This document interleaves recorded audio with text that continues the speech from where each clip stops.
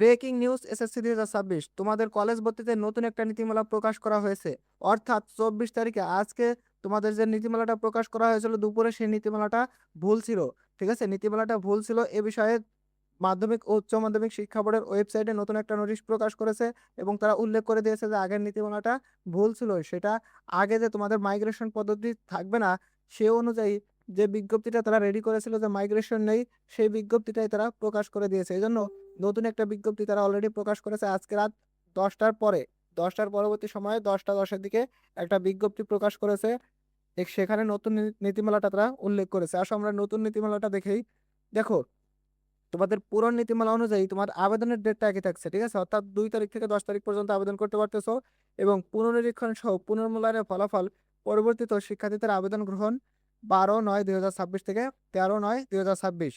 পছন্দক্রম পরিবর্তনের সময় ১২/৯/২০২৬ থেকে অর্থাৎ ১২ সেপ্টেম্বর থেকে ১৩ সেপ্টেম্বর এই ২ দিন। কোথায় পরিবর্তন হয়েছে? দেখো, নির্বাচিত শিক্ষার্থীদের ফল প্রকাশ ১৬/৯/২০২৬। এখানে ১৭ আগের নীতিমালাটায় ১৭ তারিখ ছিল। অর্থাৎ ১৬ তারিখ বুধবার রাত ৮টায় তোমাদের ফলাফলটা প্রকাশ পাবে।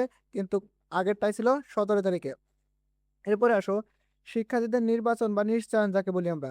নিশ্চয়নটা অবশ্যই ১৮/৯/২০২৬ তারিখের মধ্যে করতে হবে। ১৮/৯/২০২৬ শুক্রবার রাত ৮টার মধ্যে অবশ্যই করতে হবে। আগে যেটা ছিল ১৯ তারিখ। ঠিক আছে? তোমরা আগেরটা যদি ফলো করে তোমরা নতুনটা না দেখে ১৯ তারিখে তোমরা নিশ্চয়ন করতে দাও তাহলে কিন্তু নিশ্চয়ন হবে না, তোমার ভর্তি বাতিল। আশা করি বুঝাইতে পারছি। এরপরে আসো, পছন্দক্রম অনুযায়ী মাইগ্রেশনের ফলাফল প্রকাশ। অর্থাৎ দেখো, আগেরটায় কিন্তু মাইগ্রেশন উল্লেখ ছিল না।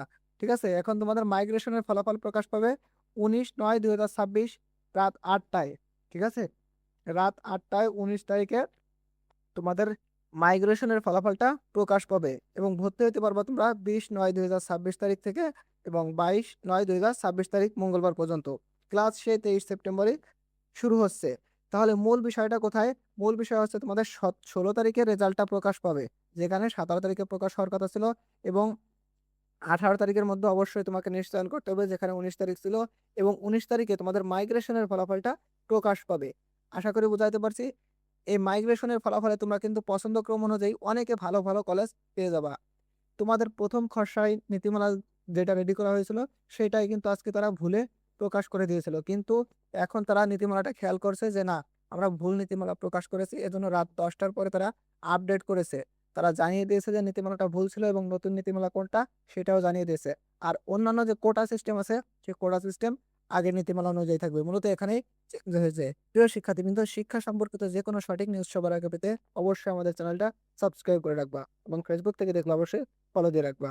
তো ভালো থাকো তোমরা সবাই। আল্লাহ হাফেজ।